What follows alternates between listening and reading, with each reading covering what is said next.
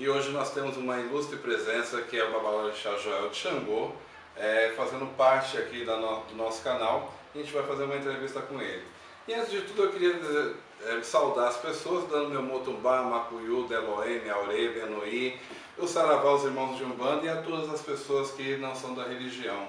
Tudo bem, Pai Joel? Graças a Deus, e você, Ribamar? Graças a Deus, tudo na santa paz. Eu gostaria que você se apresentasse aos espectadores, Pai. Olá, boa tarde, boa noite, bom dia, não sei o horário que vocês estarão assistindo, mas de antemão peço a Lei do Maré e os orixás que abençoe todos vocês, todos os dias da vida de vocês. É com muita honra, eu não sou tão ilustre quanto o Pai Ribamar fala, mas a gente está aí junto a todos os sacerdotes, sacerdotisas e orixás, lutando em prol da nossa religião, ou seja, em prol dos povos tradicionais de matrizes africanas. Muito bacana. E eu queria que você me falasse seu nome, o senhor tem uma casa aberta, o senhor toca, falasse um pouco do senhor como Babalorixá. Eu me chamo Joel Bezerra da Silva Neto, nasci na cidade de Olinda, no estado de Pernambuco, e foi lá que a nossa religião foi apresentada a mim, os nossos costumes. Eu posso dizer para vocês que eu tive um pouco de educação dentro dos costumes dos povos tradicionais de matriz africana. Hoje, eu sou iniciado para o Orixá Xangô e a gente toca no Ilhalaquetu Axé-Xolufã, que fica no bairro do Jardim Paraíso, na cidade do Taboão da Serra. É lá que é a nossa casa de candomblé e fica aí a todos. Primeiramente, o nosso convite para o dia do Pilão de Oxoguiano, dia 17 de março, às 23 horas. Lembrando que o traje é obrigatoriamente o branco. Axé, Pai. E assim, Pai, quando o senhor teve a ligação com a religião de matriz africana? Foi na sua infância, na adolescência? Foi por influência de pais, de familiares? Como que foi isso? A influência da minha religião se dá com a minha avó, que foi a que me criou, que foi que as pessoas da minha cidade, do meu estado, acabam chamando de Xangô, que o candomblé em Pernambuco é conhecido como Xangô, e lá eu conheci a casa do Pai Alencar de Oxalá. Depois, em Paulista, eu conheci a casa de Pablo de Oiá, que era da nação de Jeje. E quando minha avó faleceu, eu vim para São Paulo, diretamente para a cidade do Imbuguaçu, e lá eu conheci o meu sacerdote que me iniciou, meu saudoso sacerdote, que eu sei que ele está num bom lugar, que atendia pelo nome de Donizete de Ogum, e na cidade do Imbuguaçu eu me transformei também em sacerdote. Quando meu pai me iniciou, disse para mim que era da vontade de Ele do Maré e dos orixás, que quando eu superasse a minha maioridade, os 7 anos, que na verdade não é nenhuma maioridade, mas enquanto Omorixá a gente já sabe de que forma que a gente tem que se portar, nessa obrigação eu recebi o meu ibaxé e o meu direito de iniciar as pessoas. A primeira vez que eu abri minha navalha foi para uma Ekede, creio eu que ela esteja viva. O santo que eu confirmei na cabeça dela foi Oxoguian. Ela atende pelo nome de Susana. Durante toda a minha trajetória dentro da casa do meu pai Donizete, eu ajudei muito enquanto Omorixá. Eu vi muitos dos meus irmãos sendo iniciados e vi também muita gente tomar obrigação com meu pai. Ajudei ele muito. E foi isso que foi me capacitando o pouco, porque candomblé é uma escola que a gente aprende a cada dia. E acredito eu que a gente aprende até o último dia da nossa vida. Todo dia a gente tem algo para aprender. E foi assim que deu-se o meu sacerdócio na cidade do Imbuguaçu, dentro da casa que eu fui iniciado, que tinha como nome Casa da Folha Verde. Folha Verde era o caboclo que pegava o corpo do meu pai Donizete. Muito bom isso. E mais interessante, o senhor falando sobre isso, é lembrar que ao tempo, o senhor é muito mais velho do que eu, e muitas vezes a gente até conversou fora das câmeras, que foi um tempo de uma grande aprendizado. O pai Donizete era professor. Hoje Meu pai Donizete, quando vivo, dizia que ele ia se eternizar, né, na cabeça das pessoas e ia marcar muito a vida de algumas pessoas. Ele, graças a Deus e aos orixás, ele se formou em pedagogia, já era feito de santo e filho do meu avô, que hoje é meu pai de santo, meu pai Kabila. Ele se formou em pedagogia, fez um concurso público e passou no estado como professor, em uma escola que ficava na cidade, que fica na cidade do Embu-Guaçu até hoje. E durante anos a trajetória dele dentro da educação foi muito grande, né?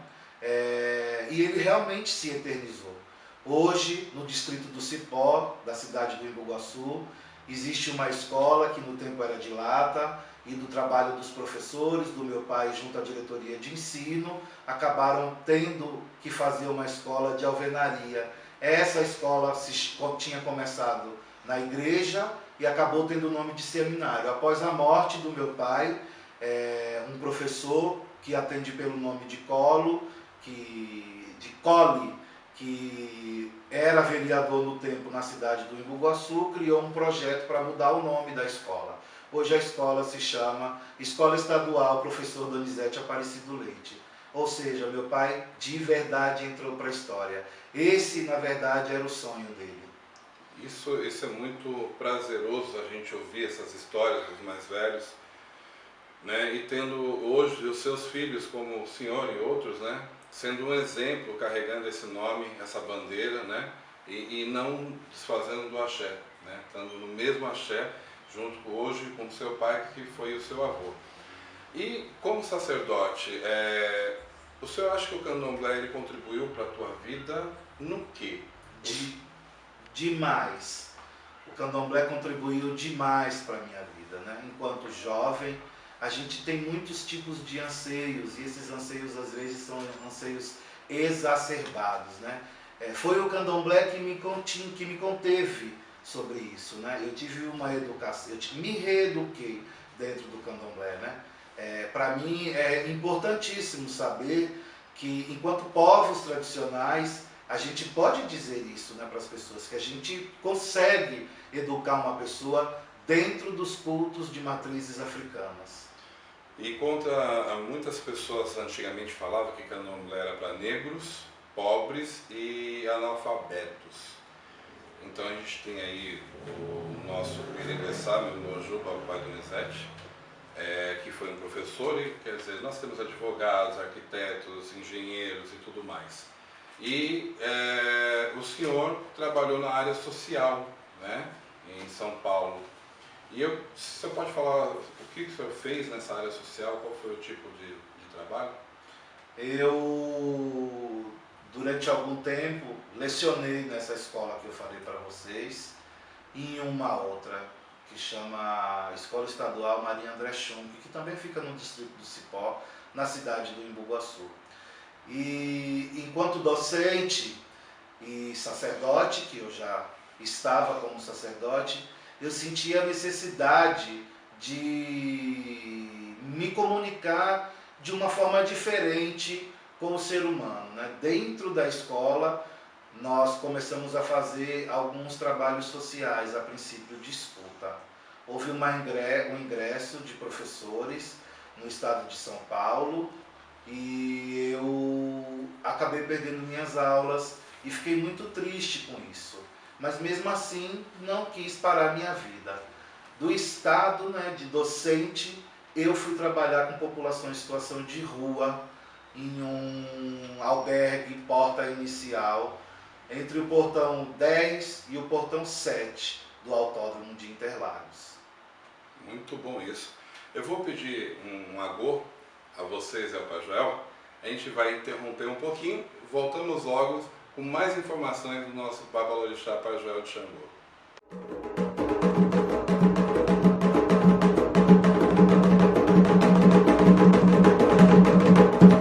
Olá amigos, voltamos aqui com o Pai Joel, onde ele estava dando a explicação sobre o trabalho de assistencialismo, né? E esse trabalho, eu quero fazer duas perguntas que eu acho que tem uma conjuntura das duas perguntas. O senhor fazia um trabalho social com povos de rua, pessoas de rua, E também o senhor, em Taboão da Serra, o senhor trabalha num programa com a CEPIR, é CEPIR o nome? É CEPIR. Isso. E esse lado da parte assistencial, o lado da CEPIR, o que o senhor acopla ao candomblé? O que isso pode somar para o candomblé? O assistencialismo e a parte da coordenadoria da promoção da igualdade racial. Vamos lá, vamos dividir aí um pouco, que são duas coisas um pouco diferentes. Quando eu fui trabalhar com a população em situação de rua, eu não fazia assistencialismo. A gente fazia, na verdade, serviço social. A gente garantia o direito do munícipe, né, da cidade de São Paulo. Eu trabalhava para uma organização que prestava serviço para a Prefeitura de São Paulo. Era isso que eu fazia. Eu trabalhei nesse albergue durante 2 anos e 8 meses. Depois do albergue eu fui exatamente em uma outra organização, trabalhar na rua, fazer o trabalho de escuta, fazer o trabalho de mapeamento da população que vivia em situação de rua e de risco na área central ali. Na verdade a nossa sede ficava ali no metrô Armênia e da Cruzeiro do Sul até a Praça da República era a nossa região, era uma região um pouco grande. E isso para mim, enquanto sacerdote, enquanto ser humano, foi muito prazeroso, pela seguinte colocação. Eu trabalhava com pessoas de vulnerabilidade muito clara, né? Eu já como sacerdote, um título, que muitas pessoas acreditam que isso é querer ser melhor que o outro, e eu trabalhando com população em situação de rua, não tinha como eu dizer que eu era melhor que ninguém, sim que eu sou igual a qualquer outra pessoa. Nós estamos aí como seres humanos, aptos, na maioria das vezes, sendo capacitados para vivenciar qualquer tipo, né, de função. Enquanto educador, eu vivenciei essa função e achei que foi muito engrandecedor. Durante anos, eu trabalhei em diversas repartições, né? Eu já fui atendente de telemarketing, eu já trabalhei por um instituto que fazia pesquisa, entre N coisas que eu fiz na minha vida. E há alguns anos eu acabei ouvindo a vontade, né, de Eledumarei do meu pai Xangô, e hoje eu sou só sacerdote. Né? E enquanto sacerdote, eu acredito que nós temos que dar algumas contribuições para a nossa sociedade. Né? Eu já havia militado em um sindicato da POSP, quando eu era professor, e depois, enquanto educador, esse outro sindicato que atendia a nós que trabalhávamos para as organizações. E eu sentia falta desse militarismo, dessa luta, né, que a gente faz aos escolhidos. A cidade do Taboão da Serra existe um órgão, né, permanente que chama CEPIR, Coordenadoria da Igualdade da Promoção Social, e eu acabei me vinculando, porque nós, enquanto UTTs, né, unidades territoriais, que é como a gente chama as nossas casas de candomblé, a gente atende diversos tipos de problema, né? Existe o problema que a gente consegue resolver com o jogo de búzio, com o ebó, existe o problema que a gente consegue resolver só ouvindo e aconselhando a pessoa, que é esse trabalho de assistencialismo, que eu nem acredito que seja de assistencialismo, porque eu não faço nada daquilo que possa ajudar uma outra pessoa. Eu acredito ainda que continuamos fazendo o serviço social, que na maioria das vezes falta, porque chega uma mãe que tem um problema com o filho dentro da escola, porque a gente atende as pessoas com esses tipos de problema, né? Chega um pai que teve um problema com um filho menor ou com um filho adulto, que a gente tenha que remanejar para algum outro órgão que cuida exclusivamente desses tipos de problema. O sacerdote faz isso pela sua comunidade. E aí eu me vi muitas vezes atrelado por não conhecer direito a lei, por não conhecer direito os equipamentos que podiam ajudar a população que vive em volta da nossa casa de candomblé, e me unir à CEPIR do Taboão da Serra. Eu também faço parte de um fórum no estado de São Paulo que chama Fossampótima, que é o Fórum Especial de Alimentação dos Povos de Matrizes Africana.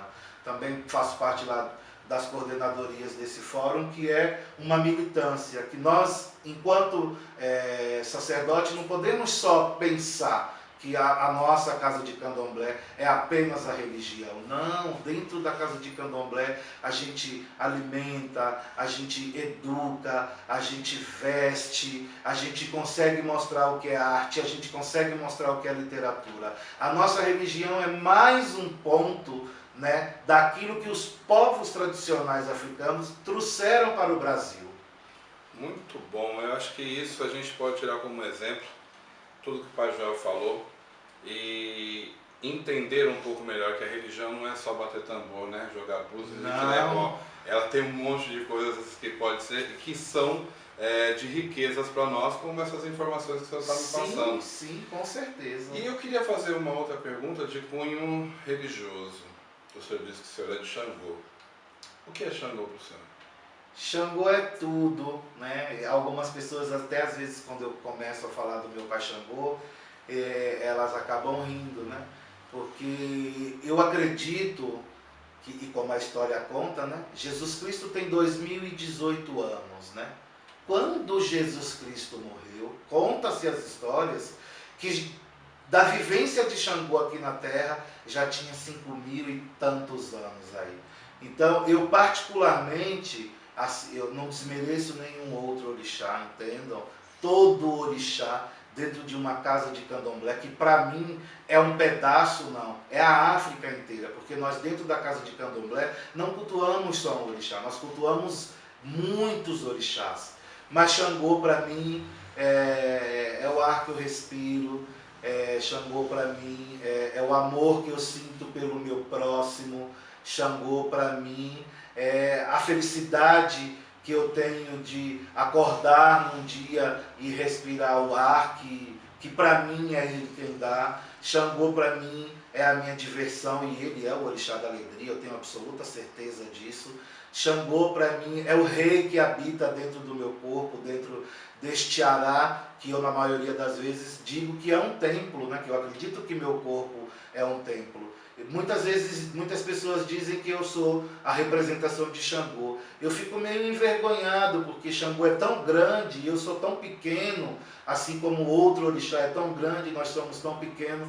Eu não acho que somos a representação, eu acho que somos sim o poder deles na Terra, né? Uma das formas de mostrar o quão grande o poder dos orixás é na Terra. Xangô é tudo para mim. Xangô é esse momento de eu estar aqui junto ao Pai Ribamar e algumas pessoas que estão do outro lado falando dele. Pai, para encerrar, queria fazer um ping-pong. Eu faço uma pergunta, falo uma palavra e o senhor me responde. Tá? É difícil essas coisas. Religião. Candomblé. Vida social. Candomblé. Amor. Candomblé. Família. Candomblé. Política. O candomblé também está atrelado a ela. Dinheiro. Não tenho muito. Xangô e os orixás me dão o suficiente para que eu possa viver. Poder. Nunca tive e também não quero ter, pelo simples fato de saber que o poder dá um efeito colateral e que eu, enquanto Joel, ou pai Joel, ainda não consegui me capacitar para isso, para sofrer esse efeito colateral. Axé, pai, eu quero pedir a sua bênção, agradecer a sua presença aqui no nosso canal, pedir para os inscritos deixar um like. Se você não é inscrito, se inscreva, deixe o seu comentário se você gostou, se você não gostou. E não esqueça, ative o sininho para que você possa receber aí, toda vez que sair um vídeo novo, você receber na sua casa. Vamos deixar aqui, pai, embaixo, depois para vocês na descrição, o endereço das redes sociais do Pai Joel, tá? Do Instagram, do Facebook, do seu WhatsApp. Quem quiser conhecer o Pai Joel, procurar, fique à vontade. Um grande beijo, Pai Joel. Lá, se bora e Xangô abençoe a todos. Axé.